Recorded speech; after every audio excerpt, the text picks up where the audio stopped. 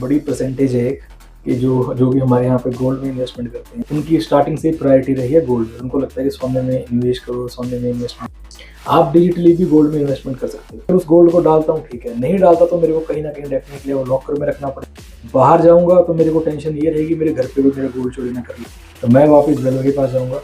वो जो 1 लाख का गोल्ड था, जब मैं ज्वेलर को दोबारा बोलूँगा भाई मेरे को डिज़ाइन चाहिए, ज्वेलर क्या करेगा, उसमें मेकिंग चार्जेस बढ़ा लगाएगा। जैसे आप एक स्टॉक को बाय करते हो वैसे आप समझिए कि आपने गोल्ड भी इसको बाय किया। मेकिंग चार्जेस नहीं देने हैं, सिर्फ यू जस्ट हैव टू पे द इनिशियल ब्रोकरेज। आपको ब्रोकरेज पे करनी है। गोल्ड का ETF बाय करो, सेम प्रोपोर्शन में ऊपर नीचे मूवमेंट। नमस्कार दोस्तों, आपका मेरे चैनल पे स्वागत है। होप कि आप लोग सही होंगे। मैं भी बहुत बढ़िया हूँ। दोस्तों, पिछली वीडियो में हमने ETF के बारे में जाना। आज हम जानेंगे फिजिकल गोल्ड और डिजिटल गोल्ड के बारे में गुरविंदर सर से। तो दोस्तों, ज्यादा देरी नहीं करते हैं, मिलते हैं गुरविंदर सर से। नमस्कार गुरविंदर सर, आपका मेरे चैनल पे स्वागत है। गुरविंदर सर, आप मुझे ये बताइए, जैसे कि हमने पिछली वीडियो में कवर किया म्यूचुअल फंड, ETF और शेयर मार्केट, उसके टेक्निकल। जैसे कि बहुत सारे लोग हैं वो गोल्ड में इन्वेस्ट करते हैं, तो आप उसके बारे में क्या बताना चाहते हो?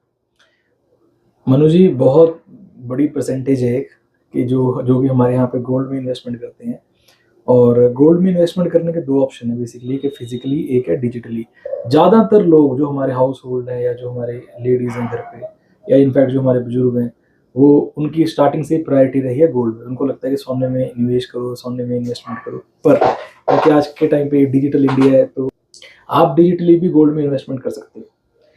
ठीक है, मैं आपको मेजरली फ़र्क बताता हूँ gold versus physically versus digitally में फ़र्क क्या है। देखिए, मेरे को सोना खरीदना है, मैं एक ज्वेलर के पास गया, ठीक है, उसने मेरे को सोना दे दिया। मान लीजिए मैंने 1 लाख रुपए का सोना ले लिया, ठीक, सोने को लाया, घर पे रखूंगा।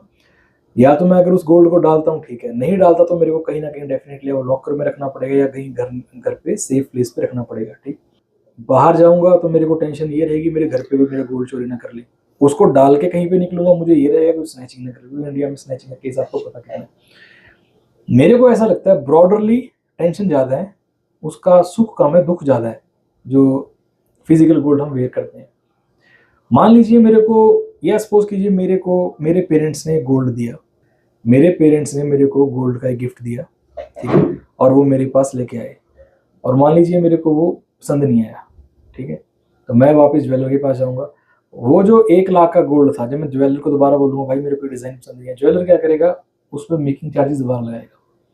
1 लाख की वैल्यू वही 90,000 कर देगा, 10% के आसपास मेकिंग चार्जेस लेगा। ठीक है, तो मतलब मेरी चीज मेरे को पसंद नहीं आई, मेरे को दोबारा उसको मॉडिफाई करने के लिए 10% देने पड़े, तो मैं इसके बहुत सख्त खिलाफ हूँ।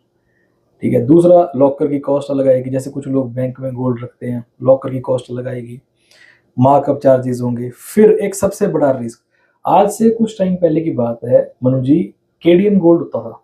हाँ जी। ठीक है, आज के टाइम पे जो हॉलमार्क गोल्ड इन्होंने कंपलसरी कर दिया, मैंडेटरी कर दिया। इससे पहले क्या था, KDM गोल्ड।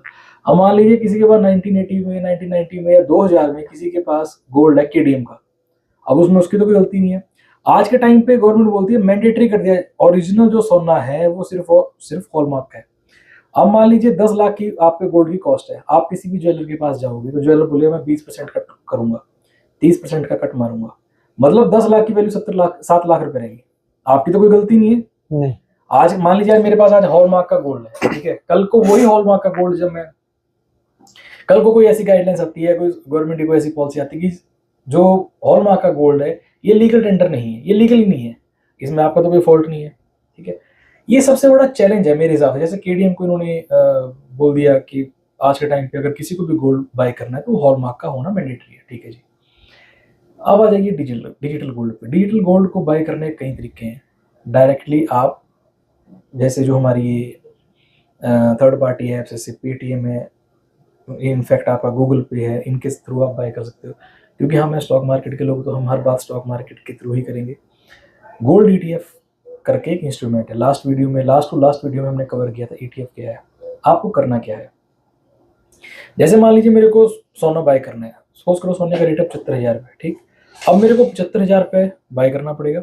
यहाँ पे क्या है, यहाँ पे मैं 100 रुपये का भी मैं गोल्ड बाय कर सकता हूँ, कोई मेकिंग चार्जेस नहीं है, कोई उसको टेंशन नहीं है कि मैं वहाँ रखूँगा चोरी हो जाएगा, डालूँगा तो स्नैचिंग हो जाएगी, ऐसा कुछ नहीं है। कोई मेकिंग चार्जेस नहीं है, कोई मार्कअप चार्जेस नहीं है। जैसे आप एक स्टॉक को बाय करते हो वैसे आप समझिए कि आपने गोल्ड भी इसको बाय किया। अगर सोने में चाल आई, मान लीजिए 50,000 का सोना 75,000 हुआ, 50% का गेन आया, आपका जो गोल्ड ETF है वो भी लमसम सेम रिटर्न देगा।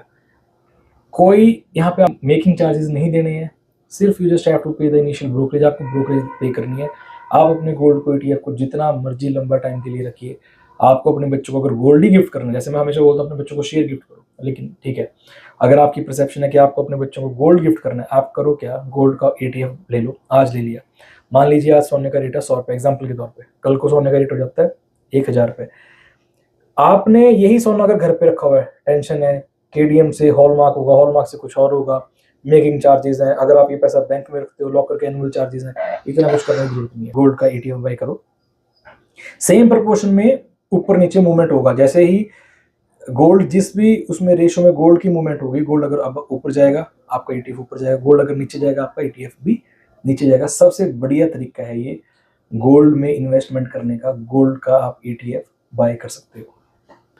गुरविंदर जी, ये गोल्ड ETF सेफ होते हैं? बिल्कुल सेफ होते हैं मनु जी। ये एक तरह, देखिए आपने बहुत बार सुना होगी बैंक में चोरी होगी, लॉकर में चोरी होगी, घर में चोरी होगी, सोसाइटी में चोरी होगी, आपने कभी नहीं सुना होगा डीमैट में चोरी होगी। मान लीजिए ये मेरा फोन है, इसके ये मैं अपना जो स्टॉक मार्केट का काम है मैं इससे करता हूँ एग्जाम्पल के तौर पर जी। आपने मेरा फोन उठा लिया, आप ज्यादा से ज्यादा मनु जी मेरे शेयर सेल कर सकते हो जी सर। वो शेयर आएंगे तो मेरे पास ही। आज आपने दोपहर को मेरे शेयर सेल कर दिए, इवनिंग में उसका पैसा तो मेरे अकाउंट में आएगा ना जी सर। तो डीमैट में कभी भी चोरी नहीं होती, फर्स्टली। सेकेंडली, इस पे हल्का सा एक थोड़ा सा वरीसम पार्ट है, 0.0001% ऑफ लोग, अगर जिस भी ब्रोकर के पास आपने स्टॉक बाय किया या गोल्ड का ETF बाय किया, अगर वही डिफॉल्ट हो जाए तो उसके लिए भी टेंशन लेने की जरूरत नहीं है। जैसे एग्जांपल, आपने रिलायंस का स्टॉक बाय किया है, जीरोधा से किया है, एंजल से किया है, किसी भी कंपनी से आपने बाय किया, आपने रिलायंस का बाय किया है, जीरोधा का नहीं आपने बाय किया, टेंशन वाला, कल को अगर जीरोधा भी डिफॉल्ट कर गया, एंजल भी डिफॉल्ट कर गया, आपका स्टॉक सेफ है। जैसे बहुत से लोगों के पास क्या है, आज भी सर्टिफिकेट्स हैं, उन्होंने डिजिटल अपने स्टॉक आज भी डिजिटल नहीं करे, मतलब फिजिकल शेयर है उनके पास, डिजिटल नहीं है, फिर भी आज भी वो शेयर होल्डर तो स्टॉक्स के हैं। वैसा ही गोल्ड ETF 110% सेफ है, बाकायदा, इसमें कोई रिस्क नहीं है, कोई लॉकर चार्जेस नहीं है, कोई KDM हॉलमार्क की कोई ये सब नॉनसेंस नहीं है। अगर किसी ने अपने बच्चों को गिफ्ट देना है, गोल्ड ही गिफ्ट देना है, आज से इन्वेस्टमेंट कीजिए गोल्ड में, अपने बच्चों को गोल्ड का ETF गिफ्ट कर दीजिए सर। गुरविंदर जी, ये गोल्ड ETF इतना ही सेफ है तो लोग इन्वेस्टमेंट क्यों नहीं करते हैं इसमें? अवेयरनेस नहीं है, लोगों को इसका पता ही नहीं है, फर्स्टली रीजन ये। दूसरा, जो ज्वेलर कम्युनिटी है वो इतनी स्ट्रांग है सर, वो कभी भी नहीं चाहेगी कि आप ऐसे कोई भी वे आउट आप ऑप्ट करो, ठीक है। एक तो अवेयरनेस नहीं है, दूसरा जो है ज्वेलर कम्युनिटी में, तीसरा आसपास हमारे यहाँ पे इसने भी गोल्ड डाला है, उसने भी गोल्ड डाला, तो आप कहीं ना कहीं आपको लगेगा कि नहीं यार गोल्ड ETF का क्या, मेरे को तो सोना डालना है ना। पर मुझे लगता है ब्रॉडरली, अगर मैं सारा, अगर आप लमसम इसका प्रोस कॉन्स को जब आप कैलकुलेट करोगे, मुझे लगता है कि कोई भी एक तो उसका नुकसान नहीं है, फर्स्टली। दूसरा, आपका गोल्ड भी सेफ है, कोई लॉकर का खर्चा नहीं है, कोई टेंशन नहीं है, घर पे चोरी की टेंशन नहीं है आपके, कोई, जैसा मैंने पहले भी बताया, दोबारा फिर रिपीट कर रहा हूँ, कोई हॉलमार्क, कोई KDM वाली नॉनसेंस नहीं है। आपके आज शेयर पड़े, जैसे हर किसी को लगता है कि गोल्ड में तेजी आएगी, और आपको मैं एक बात और बताऊँ, मैंने फर्स्ट वीडियो में शायद ये बात बताई थी, गोल्ड में तेजी सिर्फ और सिर्फ तब आएगी अगर पूरे वर्ल्ड में कहीं ना कहीं अनसर्टेनिटी है, चाहे कोविड हो, चाहे रशिया यूक्रेन की वॉर हो, तब अगर स्टॉक मार्केट का पैसा गोल्ड में जाता है। But come to the point, तो मेरे हिसाब से गोल्ड ETF एक सबसे अच्छा एक ऑप्शन है, सबसे बढ़िया है, सेफ है, डिजिटली है, कोई खर्चा नहीं है, ब्रोकरेज लगेगी वो भी इनिशियली, उसके बाद जितना मर्जी लंबा टाइम रखिए। जैसे आप लोग बैंक में तो आपको लॉकर को एनुअली चार्जेस देने हैं जी सर, यहाँ पे कोई एनुअल चार्जेस नहीं है। थैंक यू गुरविंदर सर, आपने इतना बढ़िया बताया गोल्ड ETF के बारे में मेरे व्यूअर्स को। तो ऐसे ही हम धीरे धीरे अपनी नॉलेज बढ़ाएंगे, आपके साथ और सारी वीडियो भी बनाएंगे। तो थैंक यू आपका, आप मेरे चैनल पे आए। Thank you Manu ji, thank you, बहुत बहुत धन्यवाद। तो दोस्तों, अगर ये वीडियो आपको पसंद आई हो, प्लीज़ लाइक कमेंट शेयर जरूर करना। हम ऐसे ही नई नई वीडियो आपके लिए लेके आते रहेंगे। धन्यवाद।